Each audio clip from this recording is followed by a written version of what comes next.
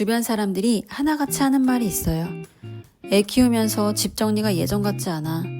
틈틈이 치우는데 왜 집은 안 깨끗할까? 예전엔 조금만 시간 내서 정리하면 깔끔해졌잖아요. 그런데 지금은 정리해도 금방 어질러져요. 만약 물건 찾는데 시간이 오래 걸리거나 정리하고 3일도 못 가서 다시 어질러진다면 오늘 영상 보시고 꼭 정리 시스템을 바꾸셔야 됩니다. 문제는 의지가 아니라 생활 패턴이 예전이랑 완전히 달라졌기 때문이에요. 아이가 있는 집, 가족과 함께 사는 집은 혼자 살 때랑 완전히 다르게 굴러가거든요. 이걸 모르고 예전 방식만 고집하면 절대 안 돼요. 오늘 정말 중요한 이야기를 나눌 거예요. 특히 지금 집 정리에 많은 시간을 쓰고 계시거나 깔끔한 집을 포기하신 분들이라면 오늘 영상 그냥 넘기면 후회할지도 모릅니다. 예전에 이런 말을 자주 했었어요. 주말에 집을 열심히 치웠더니 정말 깔끔해졌어. 근데 수요일 저녁에 퇴근하니까 벌써 난장판이더라. 이게 바로 시간 낭비의 시작이었죠.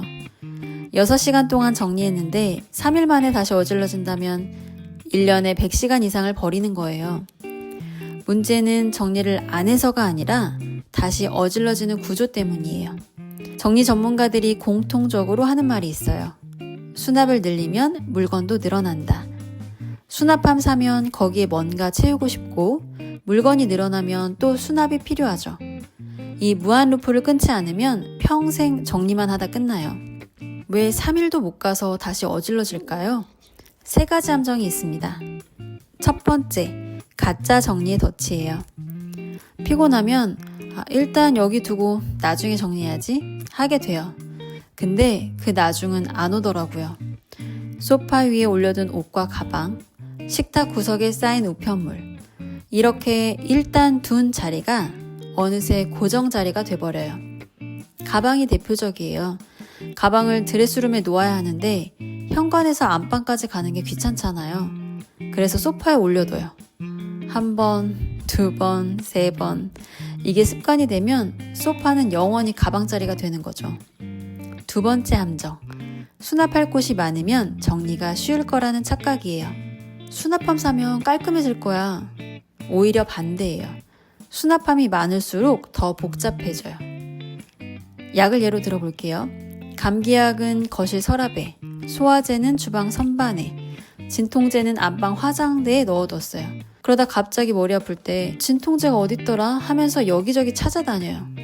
결국 못 찾아서 약국 가서 또 사오죠. 투명한 상자 1개에 상비약을 다 모아뒀다면요. 5초 만에 찾을 수 있어요. 물건이 여러 곳에 흩어지면 뭐가 문제일까요? 첫째, 찾는데 시간이 오래 걸려요. 둘째, 어디에 뭐가 있는지 기억하기 어려워요. 머릿속에서 지도를 그려야 하는데 3군데, 4군데에 나눠져 있으면 그게 안 돼요.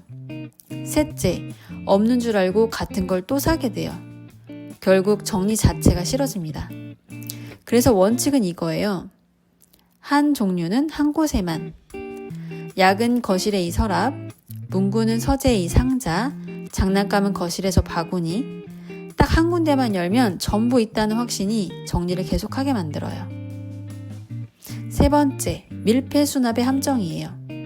보이지 않으면 없는 것이나 마찬가지예요.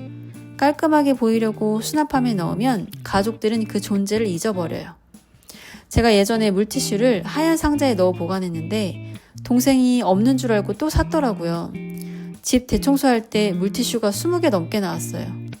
지금은 투명 바구니에 넣거나 선반에 그냥 꺼내놔요. 한눈에 보이니까 찾아다니지 않아요.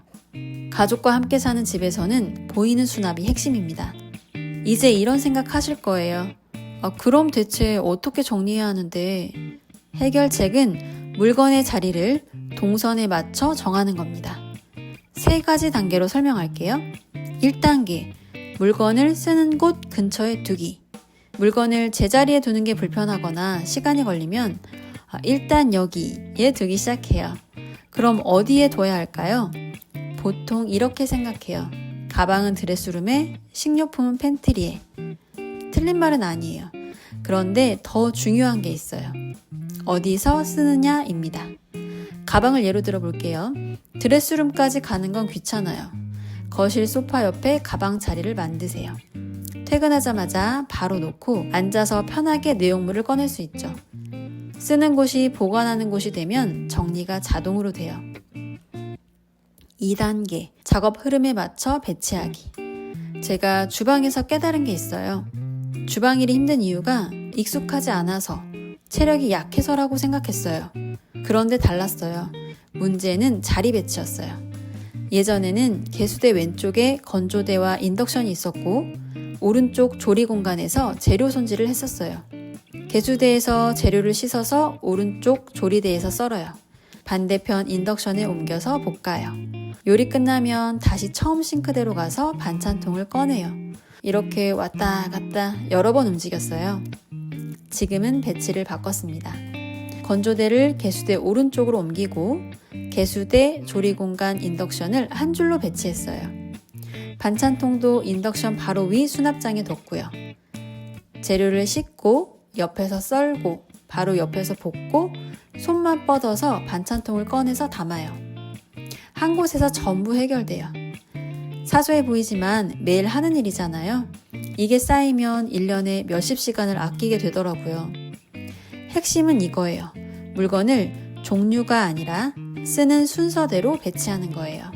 3단계, 물건 배치 체크리스트를 만드는 거예요. 물건 자리 정할 때 2가지만 생각하세요. 첫째, 얼마나 자주 쓰지? 매일 쓰는 건 손 뻗으면 닿는 곳에 둡니다.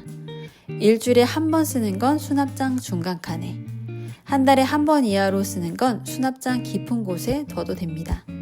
둘째, 어디서 쓰지? 거실에서 쓰면 거실에, 주방에서 쓰면 주방에, 쓰는 곳이 보관하는 곳이면 좋아요. 이 2가지 답에 따라 물건을 배치하세요.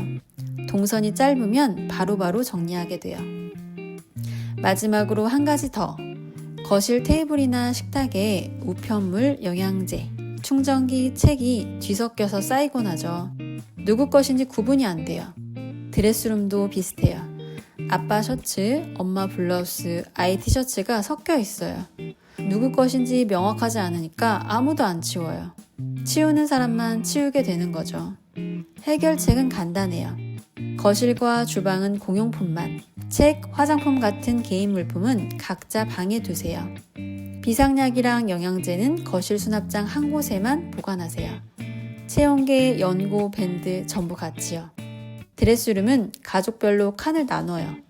그 칸은 그 사람 옷만. 공간이 명확하면 각자 알아서 정리하게 돼요. 남는 공간은 그냥 비워두세요. 채워야 한다는 강박이 물건을 늘리고 정리를 어렵게 만들어요. 정리는 한 번에 끝내는 게 아니라 유지하는 거예요. 오늘부터 바꿔보세요. 물건 자리 다시 정하기, 동선 짧게 만들기. 한 달 뒤엔 분명히 달라진 집을 보실 거예요. 그리고 무엇보다 정리 시간이 줄어들면서 가족과 보내는 시간, 내 자신에게 주는 휴식이 늘어날 거예요. 영상이 도움되셨다면 좋아요와 구독 부탁드려요. 여러분의 집이 조금 더 편안하고 여유로운 공간이 되길 바랍니다. 감사합니다.